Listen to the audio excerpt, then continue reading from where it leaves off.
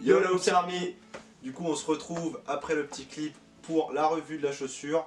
La Nike Air Versatile 3 à savoir, parce qu'on avait déjà fait la connerie sur la vidéo d'avant. Ouais. On avait dit Nike Air Versatile et c'est Versatile avec un I.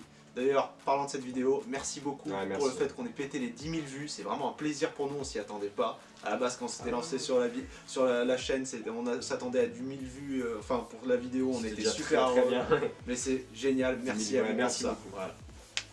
Du coup, Nico va vous parler par exemple du style, etc. Nous, on va revoir toutes les caractéristiques de la chaussure, la traction, les matériaux, le confort et le maintien de la cheville. Tous ces aspects qui pour nous ont l'air capital dans une chaussure. À la fin on va avoir une note globale, on va vous parler de tout ça, le prix, la pointure, restez sur la vidéo, vous allez apprécier ça. On passe au style, le code couleur. Sur ma paire, noir-rouge principalement avec toute la semelle qui est blanche. Sur celle de Jules, c'est du full noir. Il existe plein d'autres styles de coloris sur internet, tout ça vous trouverez. D'abord le nom de la chaussure, donc Air Versatile 3. Air pour le système Air Max, donc, qui est les bulles d'air qu'on expliquera plus tard dans le confort, et dans l'amorti de la chaussure. On a 4 swoosh au total sur la chaussure, un tout petit à l'avant, un sur chaque côté et un sur la languette. Sur la languette est également présent le Air Versatile 3. Et puis on a un petit détail en plus, donc le AV3 qui est situé à l'intérieur de la chaussure. C'est un petit détail en plus qui apporte une petite touche, une touche sympathique quoi. Un petit détail. Du coup on passe aux matériaux, la tige et toute la partie en noir, du coup l'extérieur au niveau de la cheville, de la chaussure c'est du synthétique, jusque là rien d'anormal. La partie en rouge qu'on voit sur la chaussure de Nico, c'est du tricot. En quoi c'est fait précisément, je ne saurais pas vous dire, mais il faut savoir que ça permet déjà à la chaussure, au pied, de respirer dedans. À l'avant de la chaussure, on a cette petite partie en noir, dite renforcée justement, qui est censée vous protéger des petits impacts, etc. Est-ce que ça remplit réellement le rôle de protéger des impacts? Je ne pense pas. Est-ce que vous pouvez la prendre sur un chantier? N'y pensez même pas. Voilà, c'est un très mauvais bail. La doublure intérieure est en synthétique aussi. Qui permet un petit confort, mais ça on le verra aussi après.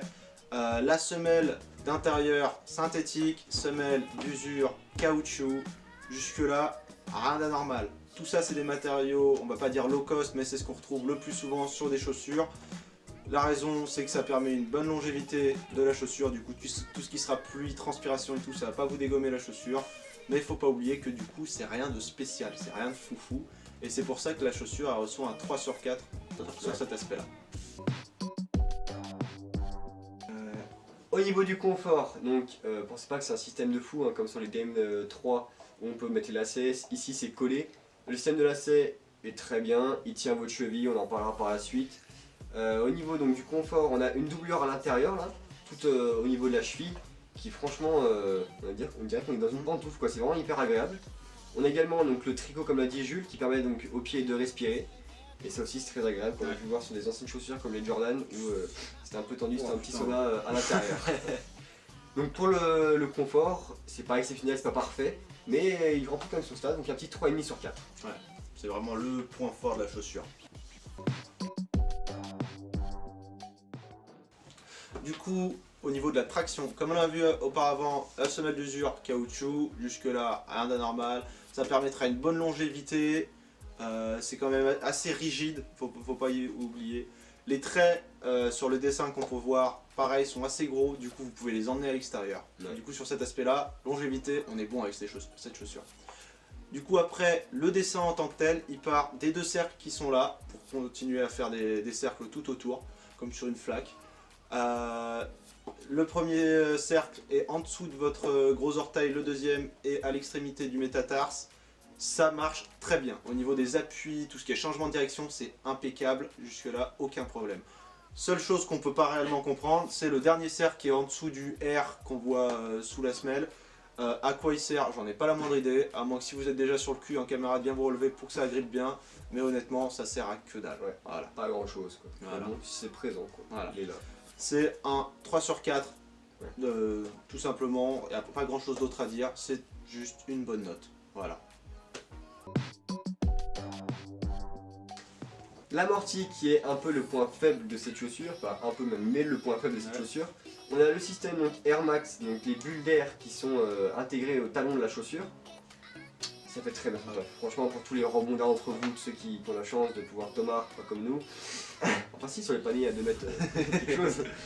Ce système a déjà fait ses preuves, franchement très bien. Le point faible c'est l'avant de la chaussure. On a seulement la continuité de la semelle, ce qui fait que on a un amorti qui est pas exceptionnel, qui est pas ouf.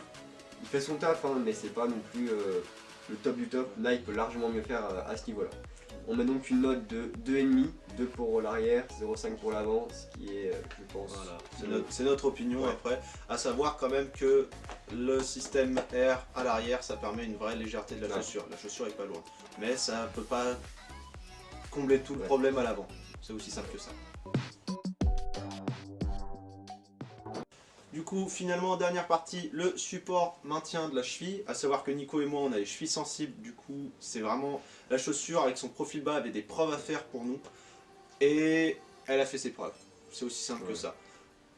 Dès qu'on met la chaussure, on se dit justement, parce qu'il y a un petit bout de plastique qui sert de maintien à l'arrière, que ça va pas être insuffisant, que c'est pas vraiment très solide. Mais à force de jouer dedans, on oublie.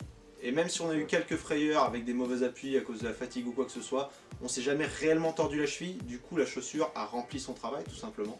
Dedans on se sent en sécurité, et le fait justement qu'on ait pu oublier que c'était un profil assez bas, surtout pour nous quoi, ça prouve qu'il n'y a pas de réel problème à ce niveau là. C'est pas exceptionnel non plus, hein. Justement si c'était des vraies chaussures hautes, le maintien de la cheville serait à fond dedans, enfin on serait bien dedans, ce serait vraiment un truc sérieux et solide. Mais ça mérite quand même amplement un 3 sur 4, une bonne note, c'est ce que ça doit, voilà. Tout à fait d'accord. Voilà. Donc avant de passer à la conclusion, on va parler de la pointure. Je fais du 43 en temps normal sur toutes les chaussures hors basket. Je lui fais du 45. Les chaussures je les ai pris en 43, il les a pris en 45. Nike ça a toujours été niveau pointure pas mal du tout. Donc franchement à ce niveau là, prenez la pointure que vous faites. Par contre, à savoir pour tous ceux d'entre vous qui ont des semelles spéciales que vous avez l'habitude de porter avec des chaussures, ces chaussures-là sont pas pour vous. Pourquoi? Parce que tout simplement la semelle intérieure, elle est collée. C'est-à-dire que vous pouvez pas l'enlever et la remplacer avec votre semelle de confort ou de compète ou quoi que ce soit. Faut pas oublier que c'est quand même des chaussures qui sont à 60 €. Sur internet, nous, on a eu l'occasion de les choper pour 50 €, moi à Decat et toi à Gosport. Du coup, si vous avez des semelles personnelles à vous, ces chaussures sont pas pour vous, allez voir autre chose tout simplement. Une autre vidéo par exemple. Voilà. Mais voilà. On passe du coup à la conclusion. Donc ça fait une note totale quand même de 15 sur 20, c'est quand même pas mal pour cette chaussure. Rapport qualité-prix qui est vraiment très bien. Point fort, comme on l'a dit, le confort, maintien cheville, etc. Point faible, l'amorti à l'avant de la chaussure. Et puis après, tout ce qui est matériaux, c'est les matériaux de base, mais qui font quand même leur taf. C'est une chaussure très bien, comment je dirais, qui est dans l'ensemble très bien, vraiment. Elle a un point faible, un point fort. Du coup, le vrai point faible, comme il a dit, l'amorti, le gros point fort, le confort. Est-ce que ça vaut l'argent? Complètement. Si vous cherchez une chaussure en tant que débutant ou même en tant que joueur assez expérimenté ou quoi que ce soit, elle vaudra les 50 à 60 € que vous mettrez dedans. Elle dure assez longtemps.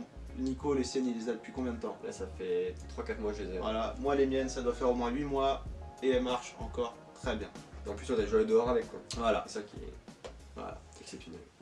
On espère que la vidéo vous a plu. Abonnez-vous si ce n'est déjà pas fait, ça nous soutient vraiment énormément. Likez, commentez si vous avez quelques questions que ce soit. On répond assez rapidement. Même des améliorations à nous proposer, honnêtement. Ah ouais, on est ouvert, on débute. Entre guillemets, on débute, ça fait déjà un petit moment qu'on est dessus, mais ça fait un petit moment qu'on n'a pas de vidéo non plus. On essaye donc de s'améliorer tout le temps, c'est un peu le but. Pareil, au niveau de la régularité, on essaye de mettre un truc en place. On touche à la fin des périodes de partiels, du coup normalement on aura enfin le temps pour faire des trucs à l'avance et même organiser ça. Savoir, du coup, on va essayer de sortir une vidéo toutes les 2 semaines, une revue de chaussures à peu près tous les mois, tous les 2 mois, parce qu'il ne faut pas oublier non plus que... c'est pas comme ça ici, hein, voilà, on fait de notre mieux. Voilà, ensuite du coup, quand ce sera pas une revue de chaussures, ce sera soit un petit 1 contre 1, soit un petit jeu dans le genre, soit peut-être un clip sur un joueur NBA comme on a fait avec LeBron par exemple. Voilà, sur ce, à peu près c'est tout ce qu'on a à dire. On espère encore une fois que ça vous a plu. Merci du temps que vous avez accordé à cette vidéo. Et sur ce, Ciao, Army.